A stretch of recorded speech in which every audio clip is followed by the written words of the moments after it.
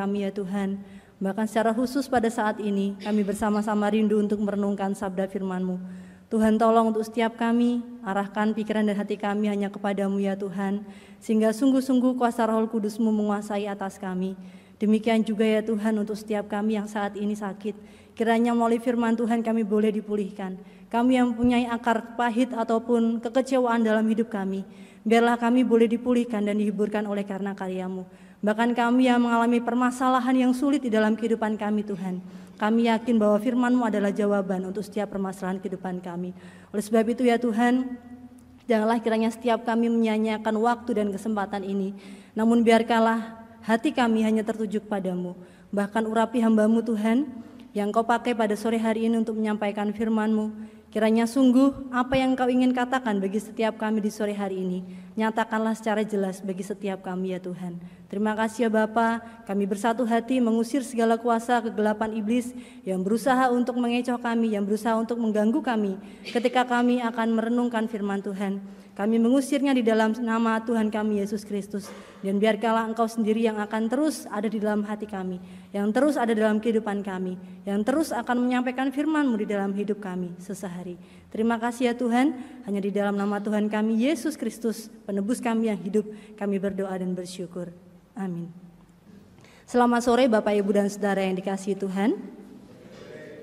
Mari pada sore hari ini kita membuka Alkitab kita dari surat Petrus yang pertama, 1 Petrus pasal 2. Kita akan baca ayat 10 ayat 9 dan 10. 1 Petrus pasal 2 ayat 9 dan ayat 10. Karena hanya 2 ayat, saya mengajak Bapak Ibu Saudara sekalian untuk membaca bersama-sama dengan saya. Surat Petrus yang pertama, pasalnya yang kedua, ayat 9 dan 10. Demikian firman Tuhan, 1, 2, 3.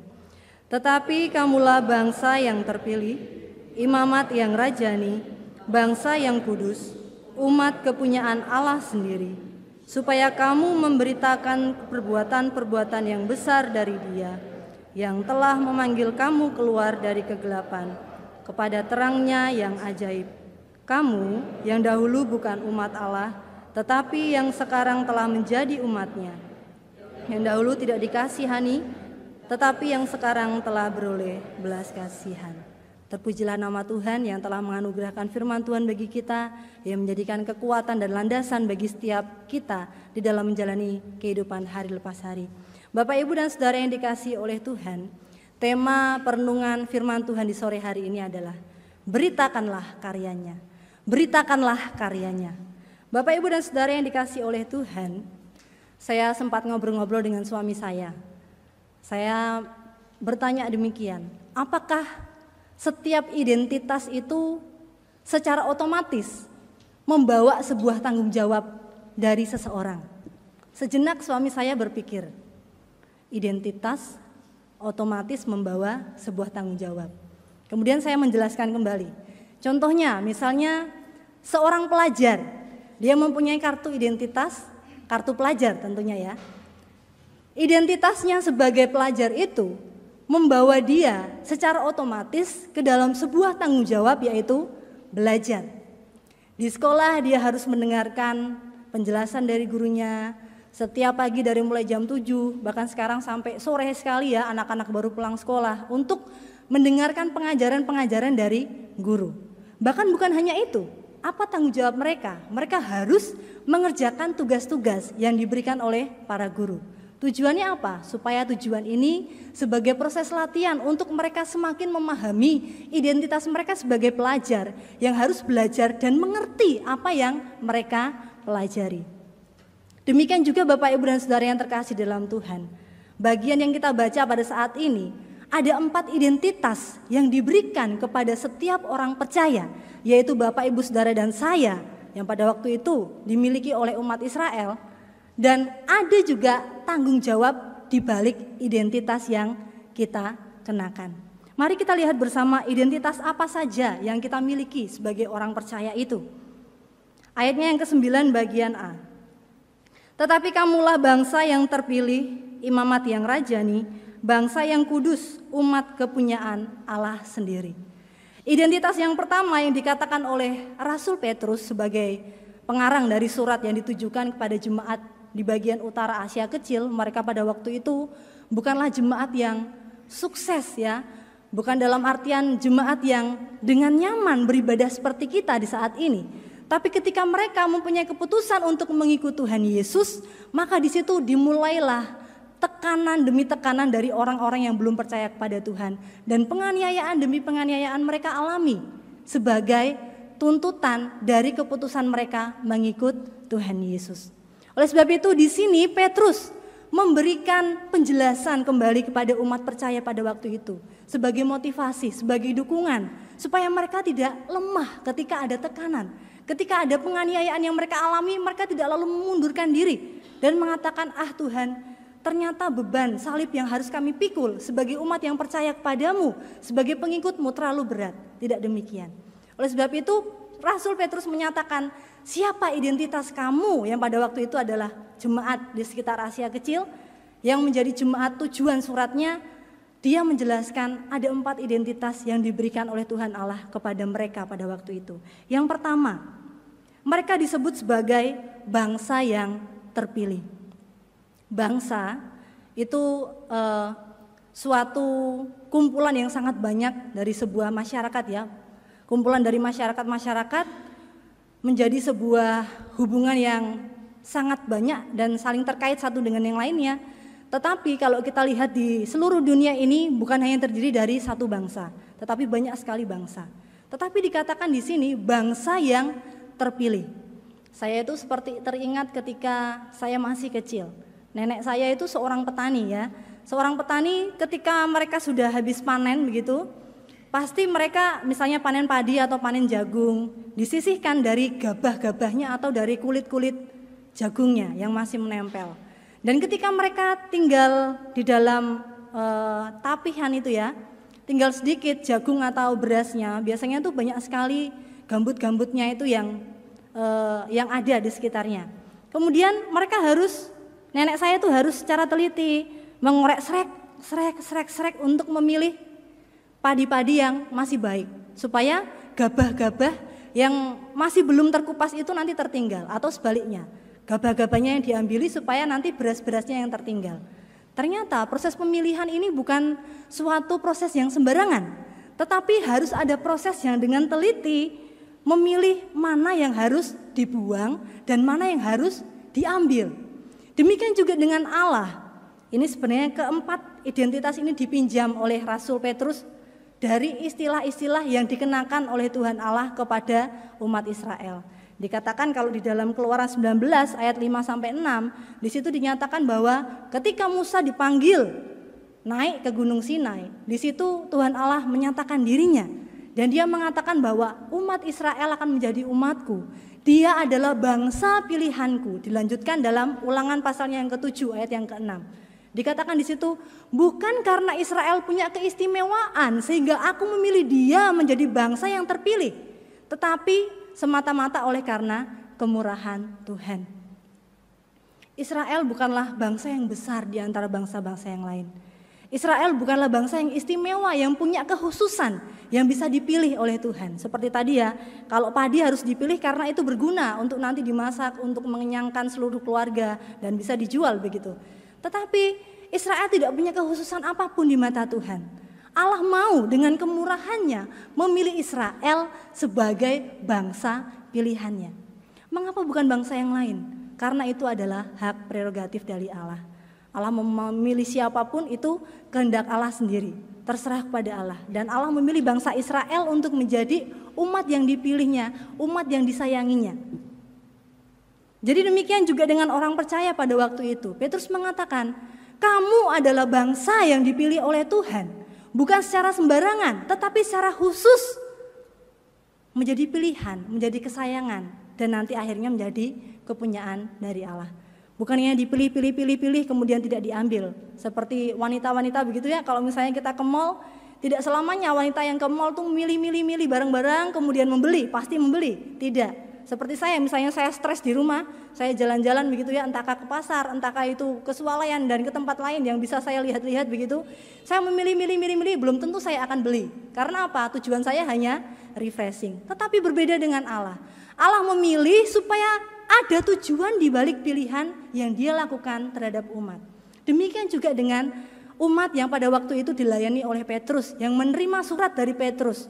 Dia menyatakan kalau engkau pada saat ini oleh karena Kristus Yesus engkau mendapatkan tekanan, engkau mendapatkan penganiayaan, engkau mendapatkan penindasan, ingatlah identitasmu sebagai suatu hal yang sangat istimewa, bahwa engkau adalah bangsa yang dipilih Allah. Bukan dipilih secara sembarangan, tetapi dipilih untuk suatu tujuan yang sangat amat baik. Nanti kita lihat dalam ayatnya yang ke-9 bagian B. Itu identitas yang pertama. Kemudian identitas yang kedua dikatakan dalam bagian selanjutnya, imamat yang rajani. Imamat yang rajani. Kalau di dalam perjanjian baru, imam itu tidak diidentikan sebagai hamba Tuhan atau pelayan gereja begitu ya. Tetapi imam ini sangat jelas kita bisa lihat dalam dunia perjanjian lama, di mana mereka adalah yang dipilih secara khusus. Di antara suku-suku Israel, ke-12 suku itu hanya satu suku yang dipilih oleh Allah untuk secara turun-temurun menjadi imam, yaitu suku Lewi. Khusus dari 12 suku itu dipilih satu suku yang secara turun-temurun dipakai oleh Allah untuk menjadi pelayannya. Pada waktu itu seorang imam mempunyai tugas khusus, berbeda dengan para pemimpin pada umumnya. Mereka mempunyai tugas untuk mempersembahkan korban yang dibawa oleh para umat, kemudian menyampaikan doa dari umat, dan ketika Tuhan memberikan jawaban kepada umat, Dia yang akan menyampaikannya kepada umat. Dan bukan hanya itu Bapak Ibu dan Saudara yang terkasih. Karena apa? Di dalam bait Allah terbagi dari 3 ruangan, pelataran, ruang kudus, dan ruang maha kudus. Dan tidak semua imam mempunyai kesempatan untuk masuk ke ruang maha kudus.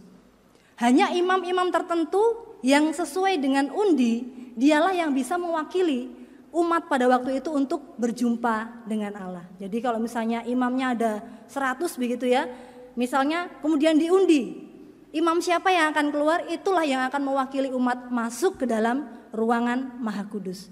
Jadi bukan semua imam bisa masuk ke ruang maha kudus untuk menyampaikan atau mewakili umat, untuk bisa berdoa, untuk bisa berhadapan dengan Tuhan.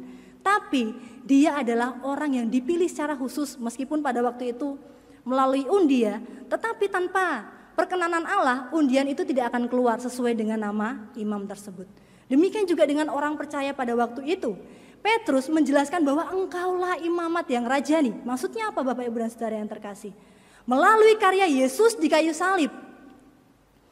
Kalau kita mengingat dalam kisah ketika Yesus kembali kepada Bapa, di situ gelap gulita meliputi bumi. Kemudian ada lagi kejadian tabir bait Allah terbelah menjadi 2. Tabir itu adalah tabir yang membatasi antara ruang kudus dengan ruangan maha kudus. Artinya apa Bapak Ibu dan Saudara yang terkasih?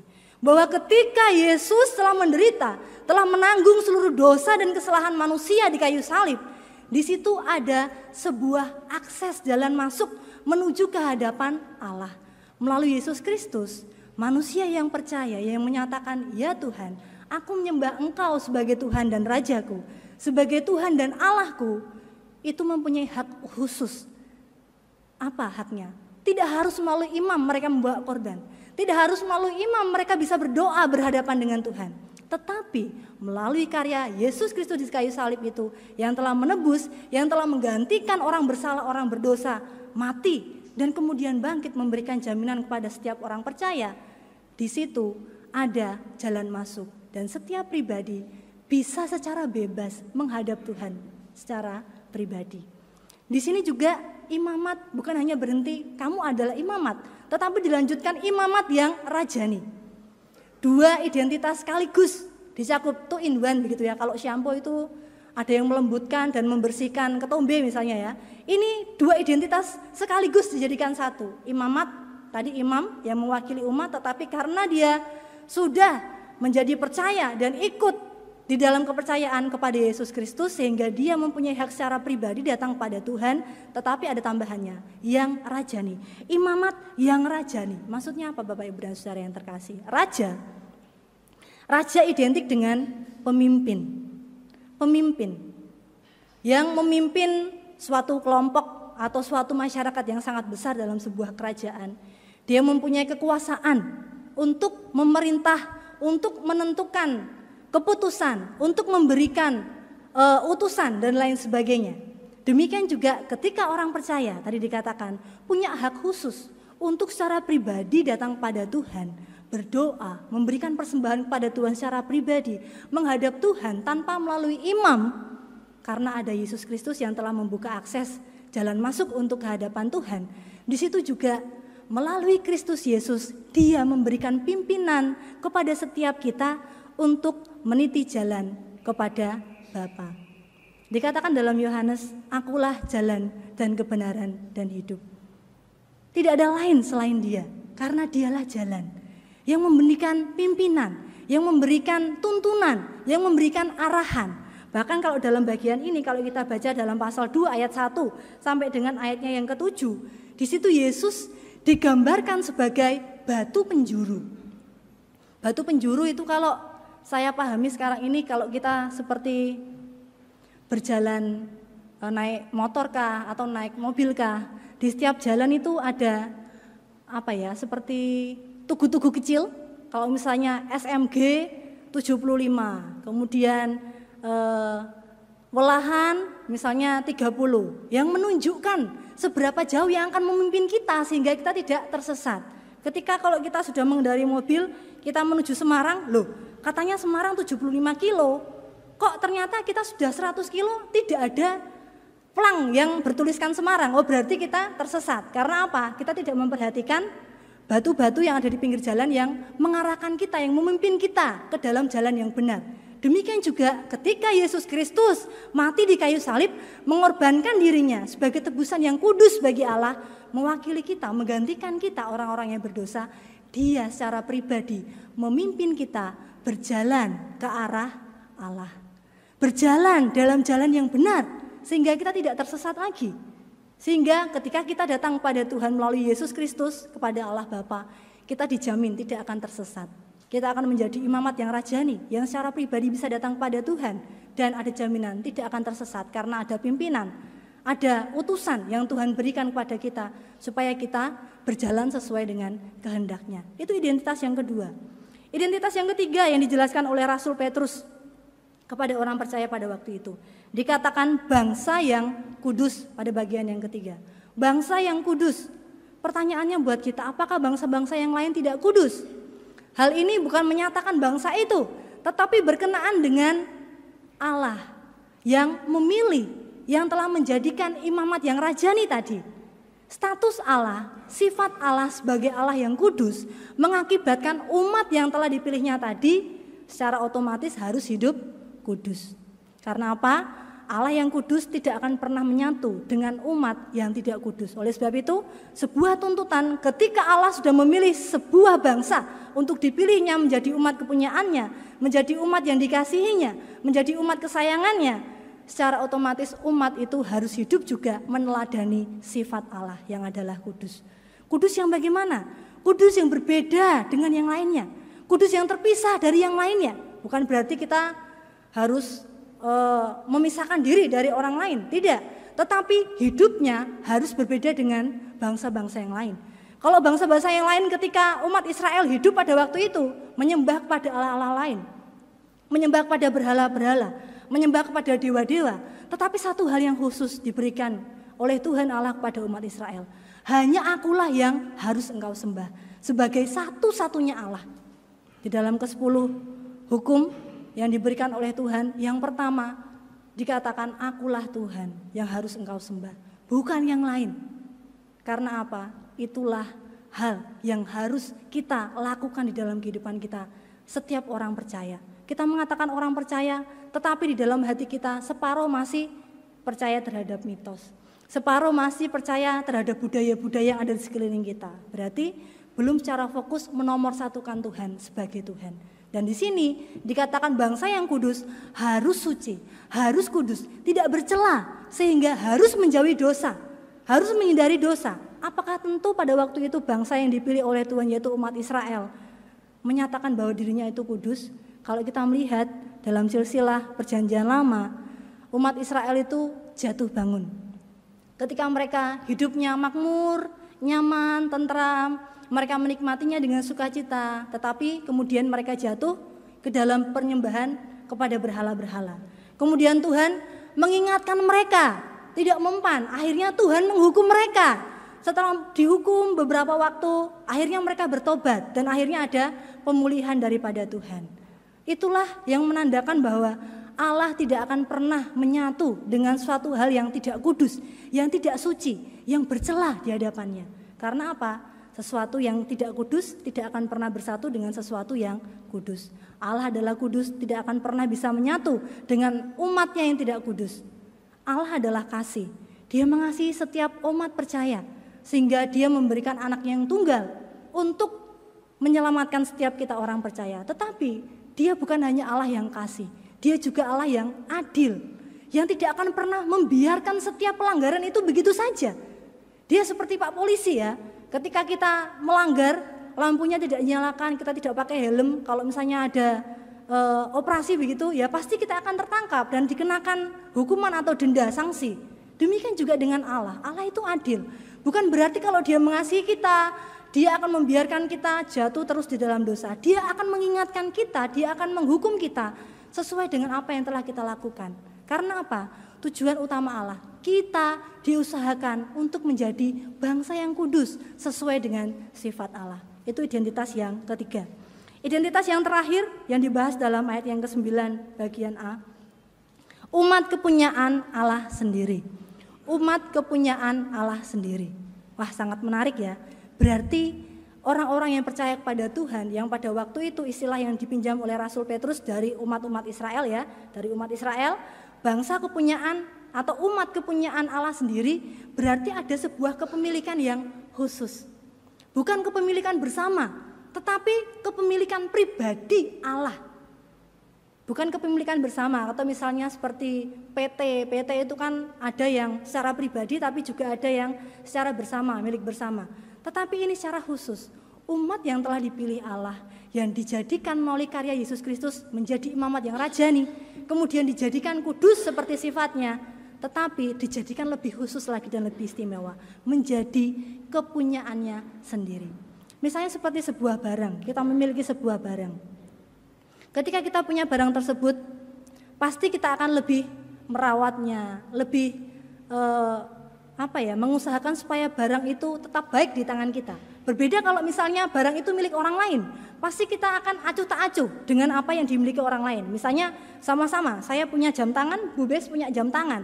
Kalau misalnya jam tangannya Bu Bes mati, ya apa peduli saya cuma bilang, Bu Bes, itu loh di toko pecinan itu ada batu baterai untuk jam, itu harganya sekian-sekian. Saya hanya bisa menunjukkan, tidak mungkin, mari Bu Bes, jam tangannya tak serviskan, dan lain sebagainya. Pada umumnya, kita akan lebih menyayangi atau merawat, membuat secara baik barang-barang milik kita. Demikian juga dengan Allah. Secara khusus Allah telah memilih umat Israel, secara khusus Allah telah memberikan keistimewaan bagi setiap orang percaya untuk menjadi umat kesayangannya, kepunyaannya sendiri.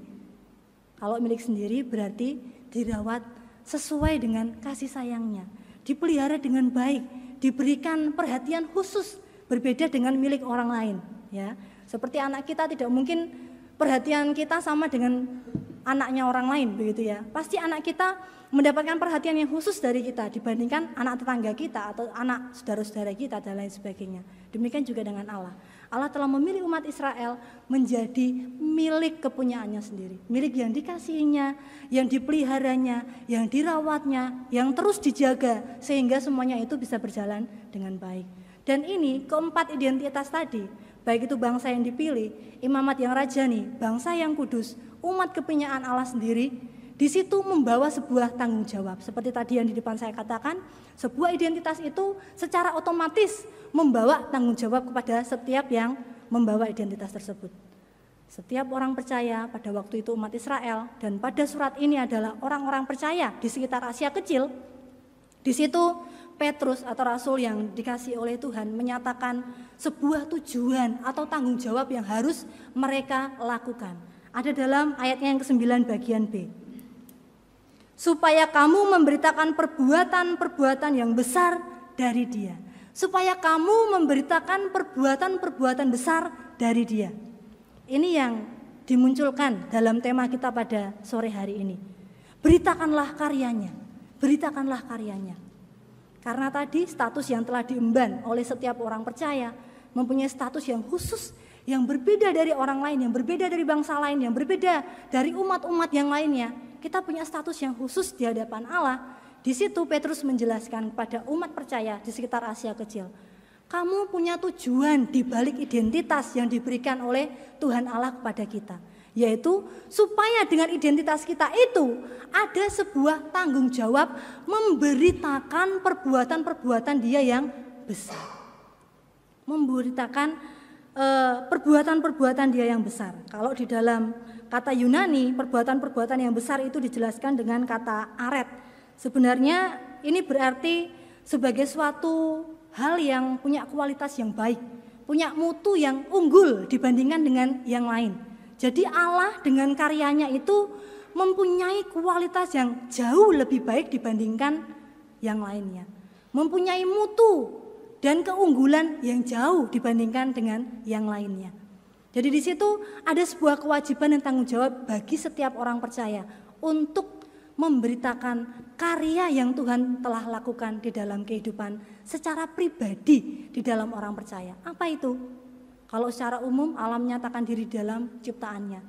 Tuhan Allah telah menciptakan seluruh alam semesta ini beserta dengan isinya, yaitu karya penciptaan ya, di dalam karya penciptaannya. Tetapi karya yang jauh lebih besar daripada itu adalah karya penebusan di dalam pribadi Yesus Kristus untuk saya dan Bapak Ibu saudara sekalian. Demikian Rasul Petrus mau supaya jangan jemaat pada waktu itu egois dengan diri sendiri. Tetapi ingat bahwa setiap hal, setiap waktu di situ jemaat mempunyai sebuah tanggung jawab untuk membagikan apa yang telah mereka alami, memberitakan apa yang telah mereka dapatkan dari karya Tuhan itu di dalam kehidupan mereka. Sehingga mereka bisa membagikan itu dan banyak orang diberkati. Bukan hanya mereka, oh cukup saja saya merasakan penebusan Tuhan dalam hidup saya. Cukup saja Tuhan memberikan kebaikan dan saya terima itu saja. Tetapi Bapak Ibu dan Saudara yang terkasih, Rasul Petrus memberikan suatu penekanan yang sangat penting. Bahwa ada suatu tanggung jawab yang sangat penting di dalam setiap pribadi umat percaya yang punya 4 identitas tadi yang disebutkan ya dalam ayat 9a. Supaya kita mempunyai suatu kerinduan, kemauan untuk memberitakan karya-karyanya yang besar itu. Karena apa? Tidak ada satu pribadi pun yang bisa menggantikan Yesus Kristus untuk menggantikan kita, menebus kita, untuk menyelamatkan kita. Kalau ada yang menyatakan, oh dengan perbuatan baik kita bisa percaya, dengan beramal, bersedekah, dengan sekian banyak uang, dengan mempersembahkan korban, berkaki 4, berkaki 2, kita akan selamat. Tidak. Dinyatakan di dalam firman Tuhan, jelas, kalau tidak melalui Yesus Kristus, maka kita tidak akan pernah selamat. Sebanyak apapun perbuatan baik yang kita lakukan, sebanyak apapun korban yang kita berikan, sebanyak apapun sedekah atau persembahan yang kita berikan, itu bukan jaminan kita selamat. Tetapi yang bisa menjamin kita selamat adalah Yesus Kristus.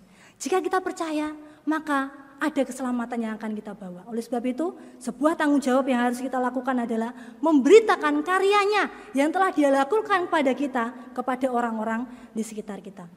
Kemudian Bapak, Ibu, dan Saudara yang terkasih, pertanyaannya untuk kita, mengapa kita harus memberitakan karyanya yang besar? Yang pertama, alasan pertama, karena kita telah menerima anugerah yang begitu besar dari Allah. Ketika setiap manusia menerima anugerah yang begitu besar, dan tidak ada satu pribadi pun yang bisa memberikan anugerah seperti itu, hanya Allah saja yang memberikan di dalam pribadi Yesus Kristus. Sehingga hal itu mewujudkan ungkapan syukur di dalam diri setiap orang percaya. Ungkapan syukurnya melalui apa? Ya tadi, menceritakan, membagikan, dan menunjukkan kepada setiap orang bahwa ini loh karya yang telah Tuhan lakukan dalam kehidupan saya. Saya bersyukur loh karena saya ini orang berdosa, sudah lakukan banyak kesalahan, tapi ketika saya percaya kepada Yesus Kristus, maka semua dosa itu diampuni. Saya diselamatkan dan punya jaminan kehidupan kekal di negeri yang akan datang. Kemudian alasan yang kedua, mengapa kita harus memberitakan karyanya yang besar di dalam kehidupan kita? Karena, alasan yang kedua, karena hal itu menyadarkan diri kita, siapa diri kita di hadapan Tuhan. Kalau kita sadar bahwa kita ini hanya sekedar ciptaan, kalau kita sadar bahwa kita ini sebenarnya tanpa Yesus Kristus, kita tidak akan pernah selamat. Dari situ, dengan kesadaran kita, membawa kita untuk terus mau, haus, dan rindu untuk membagikan, menceritakan karyanya yang begitu besar dalam kehidupan kita. Yang pertama tadi, karena anugerahnya yang besar membuat kita bersyukur. Yang kedua, karena kita sadar siapa diri kita di hadapan Tuhan. Kemudian yang ketiga, kenapa kita harus memberitakan karyanya yang begitu besar dalam kehidupan kita? Karena kita harus selalu waspada. Seperti di RCTI itu ya, ada sebuah acara tindak kriminalitas, selalu kalau di akhir dikatakan waspadalah, waspadalah. Demikian juga dengan orang percaya. Ternyata kita harus senantiasa waspada. Karena apa Bapak Ibu dan Saudara yang terkasih? Bukan hanya ketika Tuhan menyatakan, ya saya disalib engkau selamat, dan kemudian kita bebas. Tidak, tetapi justru di situ ada godaan-godaan yang akan kita hadapi. Sehingga kita bisa terpancing untuk kembali ke dalam kehidupan kita yang lama. Oleh sebab itu, harus waspada dengan cara apa? Terus memberitakan karyanya yang begitu besar. Ketika kita menyatakan itu, kita akan kembali teringat, oh iya, ternyata begitu istimewanya saya di hadapan Tuhan sehingga Tuhan menebus saya. Oleh sebab itu saya harus memberitakan itu. Saya harus waspada. Kalau apa yang saya beritakan itu adalah suatu hal yang penting, suatu hal yang sangat khusus, saya juga harus mempertahankan itu di dalam kehidupan saya. Seperti anak-anak sekolah. Untuk mendapatkan ranking 1 adalah sebuah perjuangan yang sulit. Tetapi lebih sulit untuk mempertahankan terus dari kelas 1 sampai kelas 3 mendapatkan peringkat 1. Demikian juga dengan keselamatan. Keselamatan telah diberikan kepada kita. Ada yang secara mudah ya, maksudnya bagaimana? Ada yang dari lahir menyatakan, ya saya orang Kristen. Tapi ada yang secara sulit, diinjili berapa kali sulitnya minta ampun untuk percaya kepada Tuhan. Kemudian setelah sakit berapa lama, setelah dia mendapatkan firman dari Tuhan, mendapatkan teguran dari Tuhan, dia menyerahkan diri, oh ya Tuhan, ternyata engkaulah yang menyelamatkan saya baru memutuskan untuk percaya kepada Tuhan. Prosesnya tidak mudah, tetapi lebih tidak mudah lagi untuk mempertahankan iman di dalam Tuhan Yesus Kristus. Karena apa Bapak Ibu dan Saudara yang terkasih? Di sekeliling kita ini banyak sekali godaan, tawaran-tawaran yang begitu menggiurkan kita. Apakah itu tentang harta duniawi, apakah itu tentang kesenangan yang membuat kita bersuka cita atau berbahagia di dunia ini. Hal itu pun menggoda iman kepercayaan kita. Apakah kita tetap teguh di dalam Tuhan? Apakah kita tetap waspada? Kalau kita memberitakan, kita pun harus tetap menjaga diri kita. Ataukah justru dengan sembrono kita melakukan kehidupan secara sia-sia? Bagaimana dengan kehidupan Bapak Ibu dan Saudara yang terkasih? Apakah kita mau terus memberitakan karya Tuhan yang begitu besar dalam hidup kita? Kapanpun itu dan usia kapanpun juga. Bukan hanya ketika kita sehat. Atau saat kita mengatakan, ya Tuhan nanti kalau saya sudah umur sekian, saya baru mau memberitakan karyamu. Nanti Tuhan setelah saya sembuh dari sakit saya. Nanti Tuhan setelah saya kaya raya. Tidak ada demikian. Dikatakan sekarang beritakanlah karyanya yang besar itu. Karena apa? Kesempatan tidak akan terulang 2 kali. Ketika ada kesempatan, ketika ada waktu yang diberikan oleh Tuhan untuk kita menyampaikan, memberitakan, membagikan karyanya yang besar itu kepada sesama kita, maka haruslah kita pakai kesempatan itu dengan sebaik-baiknya. Dengan cara apa Bapak Ibu dan Saudara yang terkasih? Bukan melulu kita harus menjadi hamba Tuhan. Kita harus mengabarkan Injil melalui khotbah-khotbah di mimbar-mimbar, bukan. Tetapi secara praktis pun kita bisa memberitakan karyanya yang begitu luar biasa besar. Contohnya misalnya kita sedang ngobrol dengan tetangga kita yang sudah mengalami jamahan Tuhan, dari sakit penyakit kita disembuhkan, kita cerita, puji Tuhan ya ketika saya berdoa, saya dipulihkan oleh Tuhan. Bahkan sebelum saya pergi ke dokter, saya sudah sembuh. Padahal kata dokter itu penyakit saya kronis. Di situ bisa memberitakan, oh yang menyembuhkan tetangga saya ini, orang Kristen ini adalah Tuhannya. Di situ orang pun mulai tertarik. Betul nggak sih kalau ternyata orang Kristen itu disembuhkan oleh Allahnya melalui pribadi Yesus Kristus. Demikian juga melalui KKR. Ternyata dalam KKR itu kalau kita lihat bukan hanya orang percaya yang datang. Ketika mereka mendengar ada kuasa kesembuhan dalam KKR itu, Tuhan Allah melawat umatnya. Ketika orang-orang lain yang tidak percaya kepada Tuhan mendengar hal itu, mereka menjadi tertarik. Betul enggak sih? Saya sekarang sakit. Betul enggak sih kesaksian orang Kristen itu katanya disembuhkan oleh Tuhan? Coba, awalnya coba-coba. Tetapi akhirnya mereka membuka hatinya untuk menerima Tuhan. Maukah kita tidak egois, terus membagikan, memakai waktu kita untuk menceritakan kebaikan Tuhan, untuk membagikan sukacita kita kepada orang lain, sehingga yang menerima keselamatan bukan hanya kita, tetapi semua orang di dunia ini. Amin untuk firman Tuhan. Kita nyanyikan lagu Karya Terbesar Dalam Hidupku, refrennya saja 2 kali.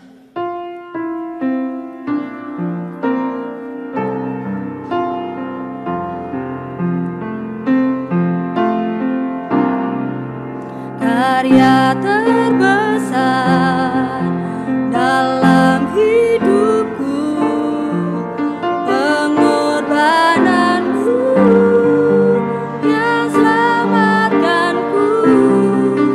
Engkaulah harta yang tak ternilai, yang ku miliki dan ku hargai. Yesus, Engkau ku kagumi. Karya terbesar, karya terbesar dalam hidupku, pengorbananmu yang selamatkanku. Engkaulah harta yang tak ternilai, yang ku miliki dan ku hargai. Yesus, Engkau ku kagumi.